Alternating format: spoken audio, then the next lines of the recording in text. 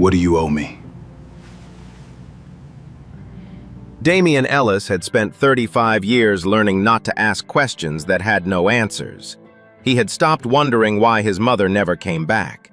He had stopped filling in the blank on forms that asked for next of kin.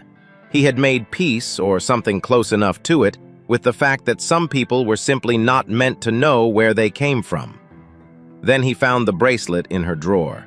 He set it on the mahogany desk between them, a tarnished infant bracelet stamped with a single letter, the letter N, the same letter on the one he had carried in his wallet since the day a caseworker pressed it into his 7-year-old hand and told him it was all his mother had left behind. Lorraine Beckett did not move. "What do you owe me?" Damian asked. His voice was low and steady, the voice of a man who had survived the worst version of this moment 1,000 times inside his own mind. Lorraine looked at the bracelet. Then she looked at him, really looked. Her eyes were red at the edges. It seemed they had both already arrived at the same answer. If this is your first time on this channel, take a second and hit subscribe before we go any further. Every week, we bring you stories about real human choices, the kind that don't have easy answers and stay with you long after they're over. The contract was 47 pages long, and Lorraine Beckett signed every one of them without looking up. Conrad Myers sat across from her in the home office, his briefcase open, a second copy of the acquisition agreement resting on his knee. He had been her attorney for 22 years. He knew better than to fill her silences with conversation. The office was large and precisely ordered. No family photographs on the walls, no personal items on the desk beyond a single pen and a glass of water she had not touched. Through the tall windows behind her, the estate grounds stretched outward in the gray morning light, manicured hedges, a circular driveway, and beyond that, the overgrown frame of a greenhouse that had been dark for years. When the last page was signed, Lorraine set down her pen and straightened the stack without looking at Conrad. "You could bring someone onto the board," Conrad said carefully. "Someone to share the operational load. The company is at a size now where... Is there anything else in the agreement that needs my attention?" Conrad paused. Then he closed his briefcase. "No." "Thank you, Conrad."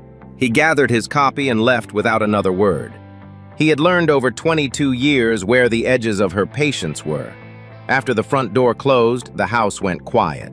Lorraine sat for a moment in that quiet. Then she opened the bottom drawer of her desk, the one with the lock, and took out a small wooden box. She set it on the desk in front of her. She did not open it.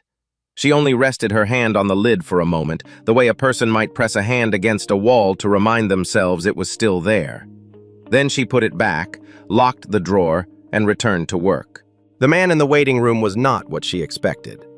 Most applicants for the estate manager position had come in dressed too formally or spoken too eagerly, listing qualifications as though they were afraid she might stop listening. Damian Ellis wore a white dress shirt that was old but pressed flat. He sat without checking his phone. When her assistant called his name, he stood in one clean motion and walked into the office without hesitation. He was 35. His resume listed automotive repair, warehouse management, freight logistics. No college degree, no references from anyone she recognized. "Tell me about your employment history," Lorraine said. "I worked in freight logistics for 6 years. The company went under in March."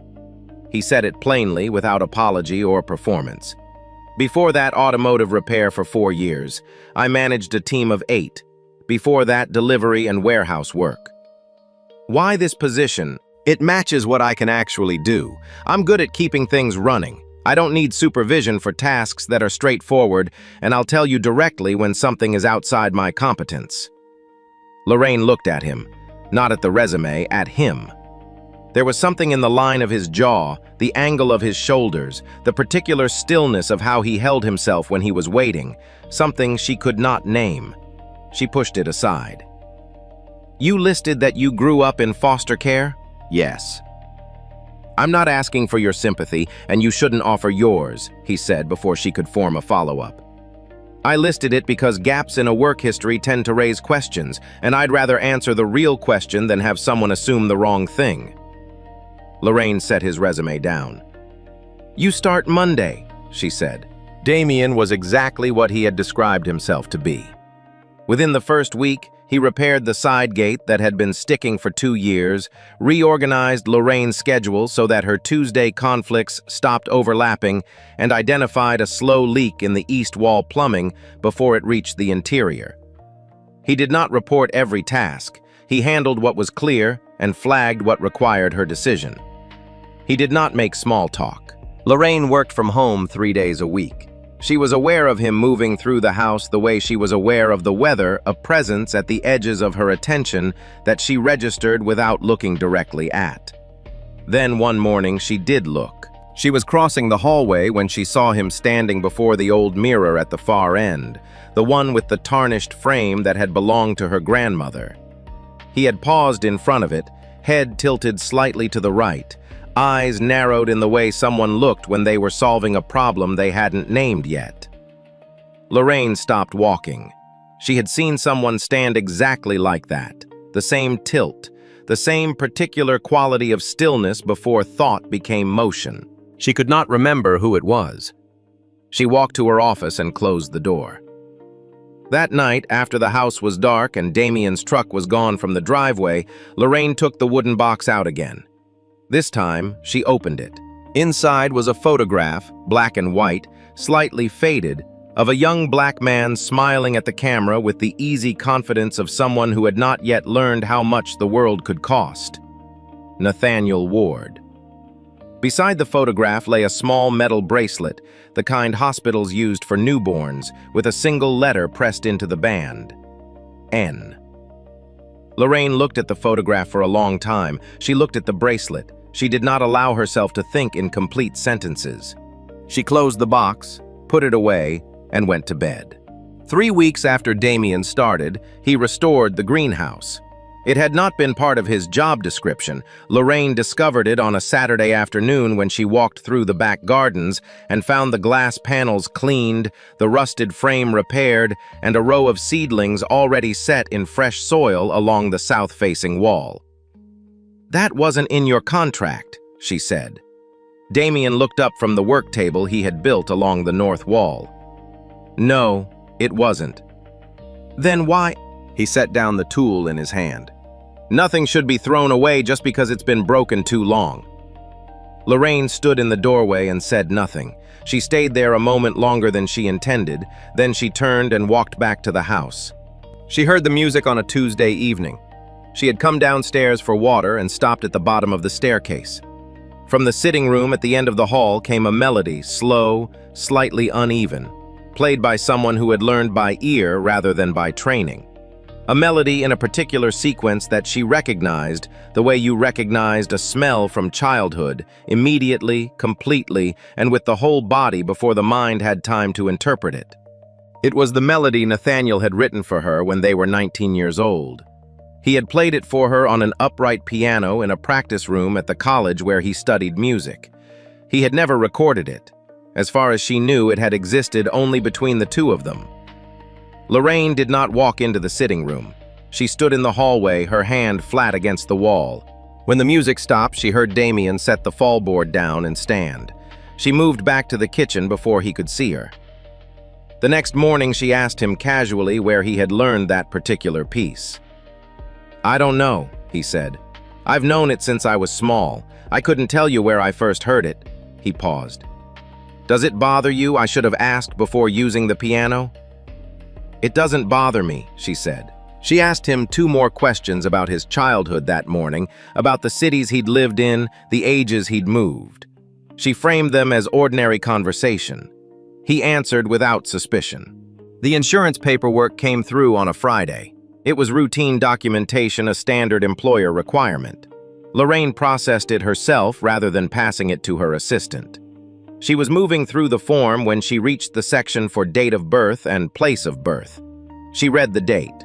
She read the city. She set the paperwork down on the desk. She picked it up again and read both fields a second time. Then she asked Damien, when he came in to confirm her schedule for the following week, whether he had ever tried to locate his birth family. She kept her voice level. She kept her eyes on the window behind him. "Once," he said. "The records were sealed. I filed a request when I was 22. Nothing came back." He looked at her for a moment. "Why?" "No reason in particular," she said. "You mentioned foster care in your interview. I was curious." Damien nodded slowly. He reached into his back pocket and took out his wallet-worn leather carried for a long time. From inside, he removed a small object and set it on the edge of her desk without being asked, as though he had been waiting for the right moment and had just decided this was close enough. It was a tarnished infant bracelet, one letter stamped into the metal. N. "That's the only thing I was sent with," he said. "A caseworker told me my mother left it. I don't know if that's true or if they just said it to give me something to hold on to." Lorraine looked at the bracelet. She did not look at Damien. She could not afford to look at Damien. "You should hold on to it," she said. He picked it up and put it back in his wallet. After he left the room, Lorraine sat without moving for a very long time. Conrad returned to the estate the following week to review the terms of a pending merger. Damien answered the front door. Conrad stepped inside, started to say something about the weather, and stopped. He looked at Damien for a long moment, long enough that Damien glanced back at him. "I'll let Ms. Beckett know you're here," Damien said, and walked toward the back of the house. Conrad set his briefcase down in the foyer and waited. When Lorraine appeared and led him into the office, he closed the door behind them before she could speak. "Lorraine," he said, "the merger documents are on the table." "Lorraine!" His voice was not loud, but it stopped her. "I knew Nathaniel. I know what he looked like at that age." He did not gesture toward the hallway. He did not need to. "I have to ask." The room was very quiet. She had known Conrad for 22 years. She had never heard him break through one of her boundaries without permission. "I don't have an answer yet," she said. "Then you already have a suspicion." She did not respond. Conrad sat down slowly. "What are you going to do?" "I'm going to find the hospital records before I say a word to anyone," she said. "I won't tell him something I can't confirm. I won't do that to him." Conrad looked at her for a moment. "That's one way to see it," he said quietly. She knew what the other way was. She didn't ask him to say it. Across the estate, Preston Beckett stood beside his car in the courtyard and watched Damien carry a box of tools toward the greenhouse. Preston had arrived that afternoon to discuss quarterly figures with his aunt. He had noticed over the past several visits the particular quality of attention she gave her new estate manager, the way she positioned herself in rooms where he was working, the questions she asked that had nothing to do with the management of the property. Preston was 30 years old and had spent his entire adult life calculating what Lorraine Beckett was likely to do next. He watched Damien disappear into the greenhouse and stayed very still, thinking. The hospital records arrived on a Monday, sealed in a plain envelope with a state archive return address. Lorraine opened the envelope at her desk alone, with the door locked. The documents were photocopies faded in places, the handwriting on some sections looping in the style of a different decade. She read through them slowly. A male infant, born at 6:42 in the morning. The mother had declined to provide her name for the record. The infant had been transferred to the County Child Welfare Office at 72 hours postpartum, per the mother's written request. There had been no complications. The infant was healthy. At the bottom of the transfer intake form, under items accompanying the child, someone had written in careful block letters, "1 metal bracelet," engraved letter N. Lorraine set the documents on the desk. She took the wooden box from the locked drawer and opened it. She placed her bracelet on top of the papers. She looked at both of them for a long time, the object she had kept and the record of the object she had sent away with him. She had spent 35 years telling herself she didn't know what had become of the child, that she had no way to find him, that by the time she had money and power and the means to search, too much time had passed, and finding him would only cause damage. Every one of those sentences was a version of the truth. None of them were the whole truth. The whole truth was that she had been afraid. She had been afraid when she was 19, and she had stayed afraid, and she had built an empire on top of the fear so she would never have to look directly at it. She was looking at it now. She closed the box. She took out a legal pad and began to write an explanation, a confession, a history she had never told anyone in full. When she reached the end, she set her pen down and read back what she had written. Then she tore it from the pad and put it in her pocket. She would not do this in writing. She would tell him directly. The board meeting was on Friday. She would tell him after that when the week's obligations were cleared. She had 4 days. She did not use those 4 days well. In those days before everything broke open, Lorraine learned things she had not been given the chance to learn before. Not because Damien sat down to tell her his history, he never did that, but because he mentioned it the way people mentioned roads they had driven, factually, without sentiment. On Monday afternoon, he told her the foster system had moved him 6 times before he turned 12. He said it while fixing the latch on the kitchen cabinet, not looking at her. 6 placements, 3 states. He had learned to pack in under 20 minutes. On Wednesday, he mentioned the birthdays. The conversation had drifted, and he said it almost in passing that the hardest part of growing up the way he did wasn't the uncertainty, it was the smallness of the things that were missing. Nobody remembered his birthday. Not once in 6 placements had anyone remembered, so he stopped expecting them to. Lorraine was standing at the window when he said it. She did not turn around. She knew that she had known his birthday for 35 years. She had thought about it every year. She had not let herself think about what he might be doing on that day because thinking about it would have made the fear too large to manage. He had spent those birthdays alone. She had spent them building rooms she never had to leave. On Thursday morning, he told her about the garage. He described it carefully not as a dream, but as a plan. A working garage that also offered structured training for young men and women aging out of the foster system. Not charity, he was clear about that. A place where you learned to do something real and were paid while you learned it. I know what it's like to leave the system with nothing concrete, he said. No family, no savings, no one to call. The skills matter more than the money. The money runs out. A skill doesn't. I'll fund it, Lorraine said. The words came out before she had planned them. Damien looked at her. All of it, she said. The space, the equipment, the operating costs for the first 3 years, whatever you need. He was quiet for a moment. No, he said. Damien, I'm not saying no because I don't need the help. His voice was even. I'm saying no because I don't know what this would become if your money is in it. A debt I can't repay. A favor that changes what I owe you. I'd rather build it slowly and own every part of it than build it fast with strings I can't see yet. Lorraine looked at him. She felt something she did not have a clean word for, a pride that had no right to be pride because she had done nothing to make him who he was. He had made himself without her. He had built his own sense of dignity in the exact years she had been too afraid to look for him.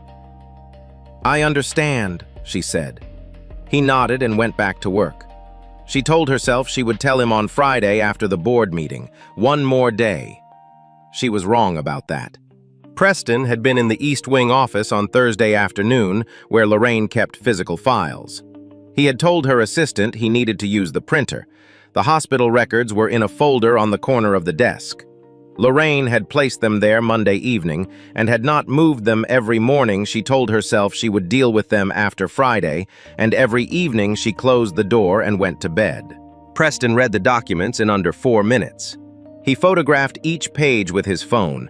Then he returned the folder to exactly where it had been collected, 2 pages of nothing significant from the printer, and left. Damien answered the door on Saturday morning and found Preston on the front step. He had spoken to Preston twice before, brief exchanges in hallways, nothing more. He had no particular impression of the man. Preston came in. He did not ask for Lorraine. He sat down across from Damien at the kitchen table and placed his phone between them, the photographs open on the screen. She knew, Preston said. Before she hired you. She found you on purpose. Damien looked at the photographs without touching the phone. She wanted to evaluate the situation, Preston continued, whether you were a liability, before she decided what to do about it. Damien did not respond. He looked at the documents on the screen, the the dates, the descriptions, the intake record, and said nothing. "I'm telling you because someone should," Preston said. "She isn't going to." After Preston left, Damien sat at the table for a long time. He did not fully believe it. Preston had the smooth manner of someone who had rehearsed a version of the truth until it sounded inevitable, and Damien had met enough people in his life who used selected facts as weapons to recognize the shape of what had just happened. He did not think the documents were falsified. He did not think the dates were wrong. What he thought about was the questions Lorraine had been asking him. The way she listened when he talked about his childhood, not with distracted sympathy, but with a fixed, controlled attention that went beyond the manner of a precise employer. The way she had looked at the bracelet when he placed it on her desk and had not looked up again for a long time. He went upstairs. The small wooden box on the shelf above her desk was not locked. Inside was a photograph of a man he had never seen, young black, smiling with the ease of someone who hadn't yet learned how much things could cost. And beside the photograph, a bracelet identical to the one in his wallet. He found her in the study. She was at her desk with a phone to her ear. She looked up when he came in. She ended the call when she saw his face. Damien set his bracelet on the desk. Then he placed hers beside it, the two of them lying side by side on the mahogany surface. He did not sit down. He waited. Lorraine looked at both bracelets. She looked at him. "I was going to tell you after the board meeting," she said, "on Friday." "That's not what I asked. You haven't asked anything yet." "Then I'm asking now." His voice was quiet, completely steady. "Is it true?" A long silence. "Yes," Lorraine said. "Did you know when you hired me?" "No." She held his gaze. "I didn't know. I noticed something I couldn't name. I pushed it away. I didn't know until I saw your bracelet and cross-referenced your date of birth. I had the hospital records confirmed 2 weeks ago." 2 weeks? "Yes. You've known for 2 weeks," he said, "and you were going to tell me after a board meeting?" "Yes," Damien nodded slowly, as though that was exactly what he had expected to hear. "Tell me why you didn't say anything," he said.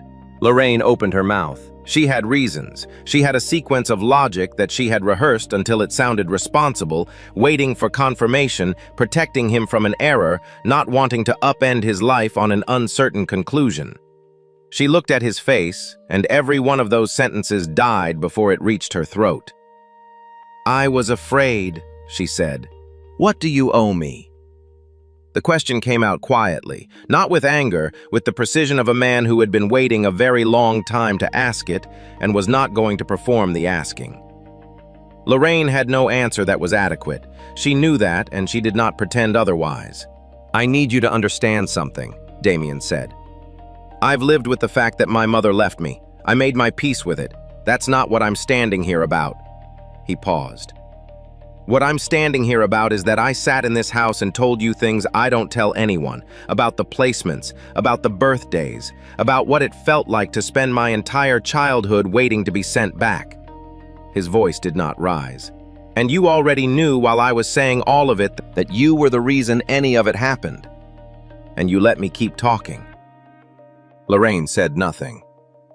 "You didn't abandon me once," Damien said. "You abandoned me twice. The second time was in this house." The words were not raised. They were not delivered with cruelty. That was what made them impossible to answer. "You're right," Lorraine said. Nothing else. No history of Nathaniel or her family or the year she was 19. She knew that anything she offered right now would be a justification dressed as context, and he deserved better than that. Damien picked up his bracelet from the desk. He left hers where it was. "I quit," he said. "I'll have my things out by this evening." At the door, he stopped. "You didn't hire a stranger," he said.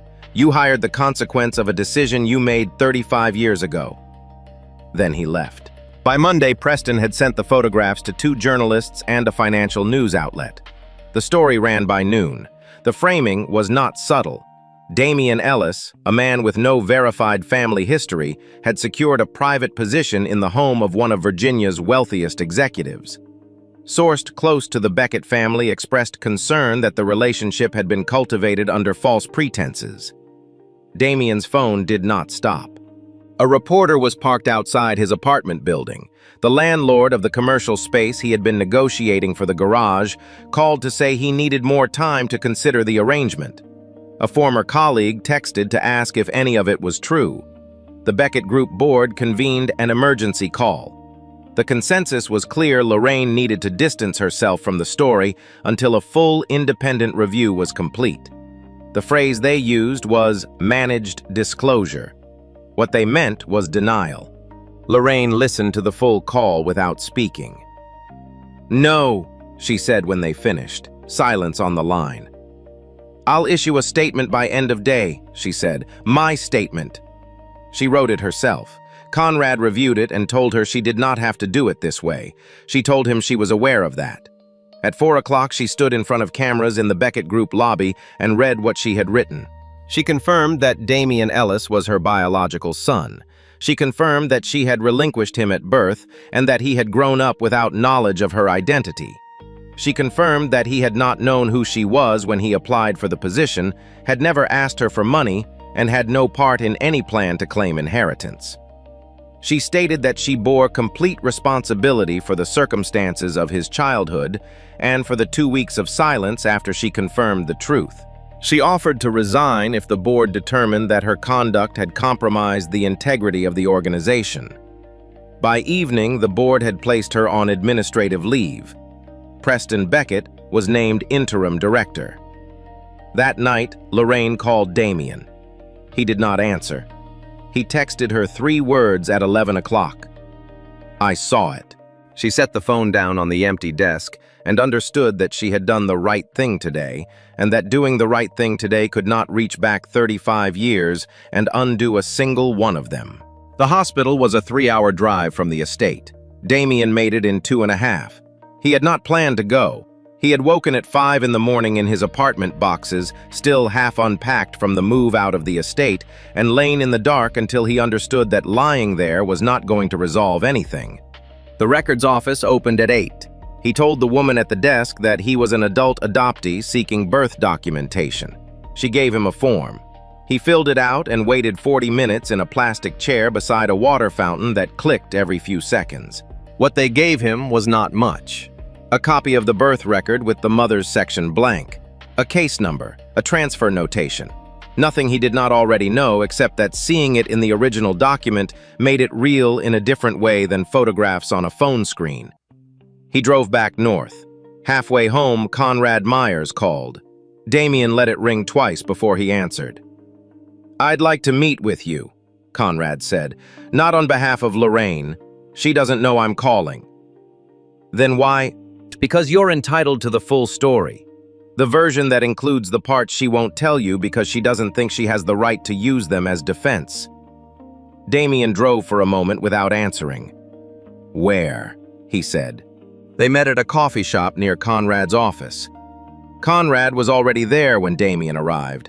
On the table in front of him sat a manila envelope, and beside it a long rectangular case-worn leather old brass latches. "I knew Nathaniel Ward," Conrad said when Damien sat down.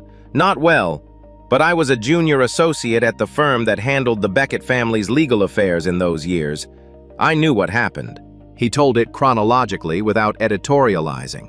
Lorraine at 19, Nathaniel at 21 on a music scholarship at a college 40 miles from the Beckett estate, a relationship the family had discovered and moved to end with the particular efficiency of people who had money and social leverage and no reluctance to use either. "They threatened his scholarship," Conrad said, "through the right channels with the right pressure. He was told through an intermediary that his continued enrollment depended on his willingness to end contact. He didn't know about the pregnancy. He was never told." Damien looked at the envelope. "He tried to reach her afterward," Conrad continued, "for years." He opened the envelope and slid out a stack of handwritten letters, the paper yellowed at the edges. These were intercepted by the family. Lorraine never received them. I found them in the estate archive 18 years ago when she hired me to consolidate the family records. I kept them because I didn't know what else to do with them. They belong to you now." Damien did not pick up the letters yet. "When did he die?" he said. 11 years ago. He never married. He taught music at a community center in Baltimore until the end." Conrad paused. "He never knew you existed. That is not something I can soften." "And the case," Damien said. Conrad pushed it across the table. "Nathaniel's. It's been in the estate archive for years, part of a broader property settlement the family handled after they cut off his scholarship support. It should have gone to someone who would use it." He met Damien's eyes. "I think that's you." Damien unlatched the case. Inside was a violin, old, well-kept, the kind of instrument that had been played and loved and carefully maintained for a very long time. He closed the case and held it with both hands. "None of this changes what she did," he said. "No," Conrad said, "it doesn't. She was a victim of her family's control when she was 19. She was not a victim at 30 or 40 or 50. By then, she had every resource she needed to search for you, and she chose not to. I'm not here to argue otherwise. I only want you to have the complete picture, not her version, not Preston's version, the whole thing." Damien gathered the letters and picked up the case. He stood. "Thank you," he said. He meant it. Lorraine had moved out of the estate. She was staying in a company apartment she had not used in 4 years. 2 rooms, a view of a parking structure, a kitchen she did not cook in. She was not fighting the administrative leave. She was not running a media response or consulting publicists about how to reframe the story. Conrad had proposed both. She had declined. She spent 3 days doing nothing professionally useful. On the 4th day, she called the director of a non-profit she had written small checks to for several years, a transitional support center for young adults aging out of foster care, operating out of a converted storefront 20 minutes from downtown. She asked if they needed volunteers. The director, a woman named Patricia, said yes and asked what skills she was offering. Lorraine said she was good at administrative organization and could do whatever was needed. She did not give her last name on the first call. She started the following Monday. She filed intake paperwork, answered phones, helped 2 20-year-olds prepare for job interviews in a room with a folding table and 2 chairs. She was not good at the emotional support parts. She was precise and reliable with the logistical parts. Patricia told her at the end of the first week she was welcome back. She went back. She did not tell Damien. She was not doing it for him to know about it. She was doing it because she had spent 35 years writing checks at a comfortable distance, and she needed to understand what she had been at a distance from. She sent him 1 envelope. Inside, she put copies of the hospital documents, the photograph of Nathaniel, and a single handwritten page. She did not try to explain the history or justify her decisions. She wrote one thing: "I am not asking you to call me your mother. I am asking you to believe, because it is true, that you were not a child who was easy to leave. I left because I was a coward, not because you were anything less than worth staying for. I need you to know the difference."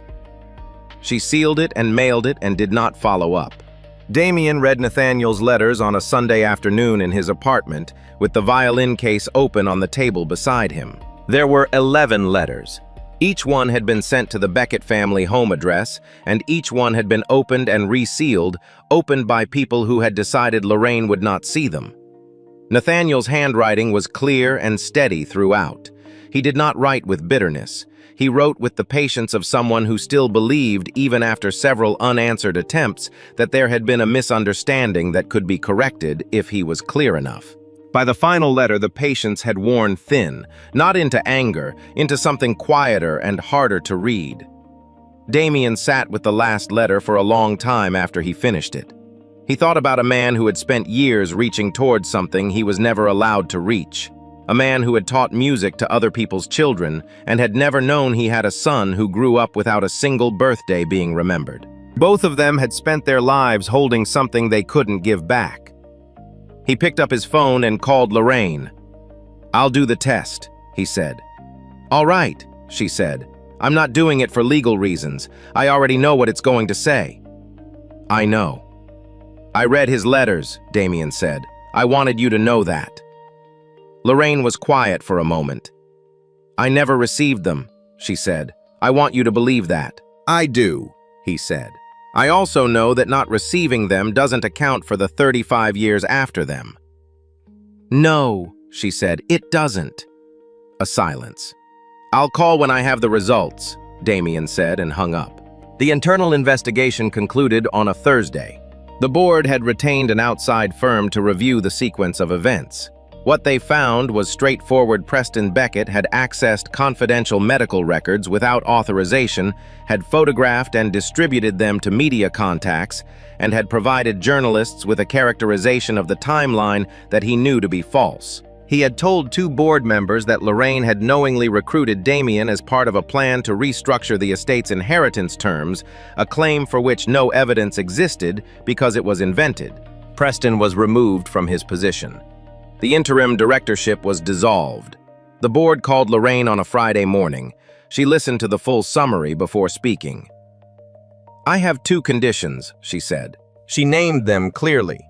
First, a formal public statement from the Beckett Group confirming that Damien Ellis had no involvement in any attempt to defraud or manipulate the company, and that all prior reporting to the contrary had been based on fabricated information. The statement was to be issued under the company's name, prominently and without qualifications. Second, the establishment of an independent vocational training program for adults transitioning out of the foster care system, funded by the company's charitable foundation, governed independently of any Beckett family member and operating in perpetuity regardless of changes in company leadership. "The program doesn't carry my name," she said.